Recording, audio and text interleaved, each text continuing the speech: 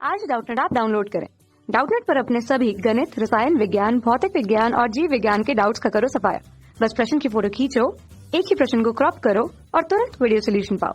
अभी डाउनलोड करें। Hello students, आज यहाँ पर हमारे पास में केस स्टडी टाइप का क्वेश्चन है जिसमें हमें गिवन पैसेज को पढ़ के अपने क्वेश्चन का करेक्ट आंसर सेलेक्ट करना है। तो यहाँ पर हम बात कर रहे हैं फिग ट्री और वास्प के बीच के रिलेशनशिप की। यहाँ पर कह रहे हैं कि फिग की कुछ स्पीशीज में ऐसा होता है कि अपने पॉलिनेटर वास्प के साथ उसका एक टाइट 1-to-1 रिलेशनशिप है। मतलब उस ट्री की कोई एक पर्टिकुलर स्पीशीज सिर्फ अपने पार्टनर वास्प से ही पॉलिनेशन करवा सकती है और किसी दूसरे इंसेक्ट से उसकी पॉलिनेशन नहीं होगी, किसी दूसरे एजेंट की इन्वॉल्वमेंट उसकी पॉलिनेशन में नहीं होगी। तो वास्प जो है ये फिग की इन्फ्लोरेसेंस को पॉलिनेट करता है। जो पोलन ग्रेन्स हैं उनकी कोटिंग इसकी बॉडी पे आ जाती है जब ये फिग ट्री पर जाकर फ्लावर को विजिट करेगा, और जब ये किसी दूसरे फ्लावर को एंटर करता है तो ये पोलन ग्रेन स्टिग्मा तक पहुंच जाएंगी। पोलन ग्रेन्स का ट्रांसफर सक्सेसफुल हो जाएगा। तभी फ्लावरिंग प्लांट में सेक्सुअल रिप्रोडक्शन की प्रोसेस पूरी हो सकती है। जब मेल गैमीट और फीमेल गैमीट आपस में मिलेंगे, फर्टिलाइजेशन तो होनी है सेक्सुअल रिप्रोडक्शन का अगर प्रोसेस है।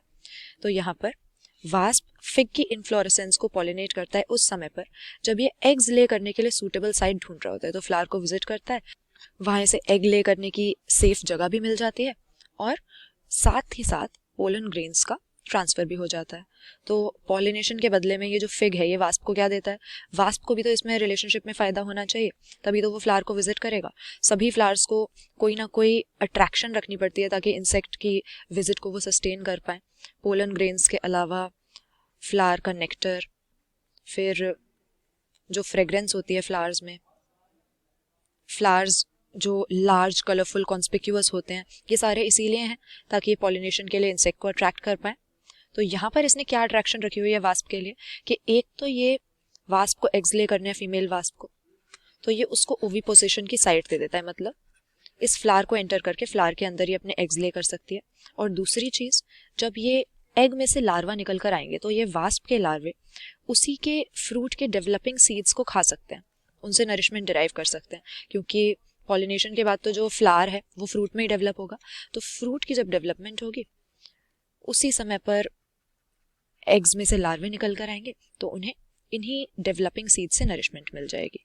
तो ये इस तरह का रिलेशनशिप यहाँ पर हम देख रहे हैं दोनों स्पीशीज के बीच में, जहां पर दोनों को ही फायदा हो रहा है। तो क्वेश्चन में हमसे पूछा है कि इनमें से ऐसी कौन सी इंटरेक्शन है जहां पर दोनों पार्टनर्स एडवर्सली अफेक्ट होते हैं, यानी दोनों को नुकसान होता है। तो यहाँ पर हमारे पैसेज में तो हम ऐसी इंटरेक्शन देख रहे थे दो स्पीशीज के बीच में जो कि दोनों के लिए बेनिफिशियल है, दोनों को ही यहाँ पर फायदा हो रहा था। वास्प को ओविपोजिशन की साइट मिल रही है, अपने लार्वा के लिए नरिशमेंट मिल रही है और ट्री की पॉलिनेशन हो रही है। लेकिन हमें अब यहाँ पर अपने दिए गए ऑप्शंस में से ऐसी इंटरेक्शन का नाम सिलेक्ट करना है जहां पर दोनों को ही नुकसान हो रहा हो, तो दोनों के लिए ही जो बेनिफिशियल नहीं डेट्रीमेंटल हो, दोनों में माइनस माइनस लग जाए, ऐसी कौन सी इंटरेक्शन होगी। तो अगर अपने ऑप्शंस को देखें, यहाँ पर हमें पहला दे रखा है पैरासिटिज्म। पैरासाइट क्या करता है? वो किसी होस्ट की बॉडी के ऊपर या अंदर रह के फ्री में उससे नरिशमेंट और शेल्टर डिराइव करता है।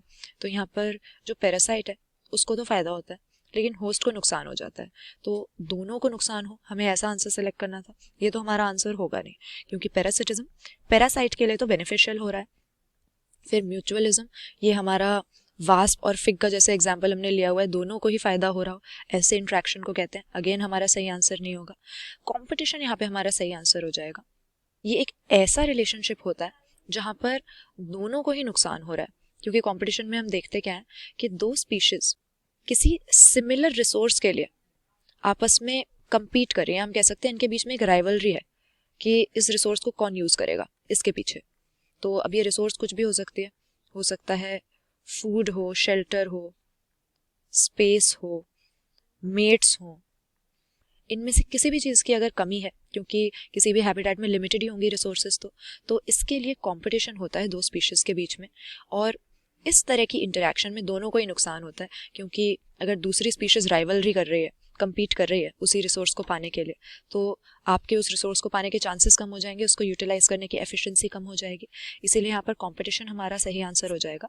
हालांकि प्रेडेशन भी ऐसा ही रिलेशनशिप है जहाँ पर फूड चेन के अंदर एक ऑर्गेनिज्म दूसरे ऑर्गेनिज्म पे फीड कर रहा है तो ऑब्वियसली जिस पर फीड कर रहा है उसे नुकसान ही होगा। मगर प्रेडेशन के जो हैं फ़ायदे भी होते हैं। प्रेडेशन की वजह से जो प्रे की पॉपुलेशन है वो कंट्रोल में रहती है, तो इकोसिस्टम में बहुत ही ये एक इम्पॉर्टेंट फिनोमेना हो जाता है। प्रेडेशन के बिना फूड चेन आगे ही नहीं बढ़ पाएगी। अगर कोई एक ऑर्गेनिज्म दूसरे पे फीड नहीं करेगा तो ट्रॉपिक लेवल आगे ही नहीं बढ़ेगा। इसीलिए इन जनरल ऐसी इंट्रैक्शन जहाँ पर दोनों को ही नुकसान हो रहा है, दो स्पीशीज के बीच में ऐसा रिलेशनशिप जो दोनों के लिए डेट्रीमेंटल है, इसे हम क्या कहेंगे? ऑप्शन सी, कंपटीशन हमारा सही आंसर हो जाएगा। कक्षा 6वीं से 12वीं से लेकर नीट, IIT, JEE वो एडवांस के लेवल तक 1 करोड़ से ज्यादा छात्रों का भरोसा। आज ही डाउनलोड करें डाउटनेट ऐप या व्हाट्सएप करें अपने सारे डाउट्स 8400 400 400 पर।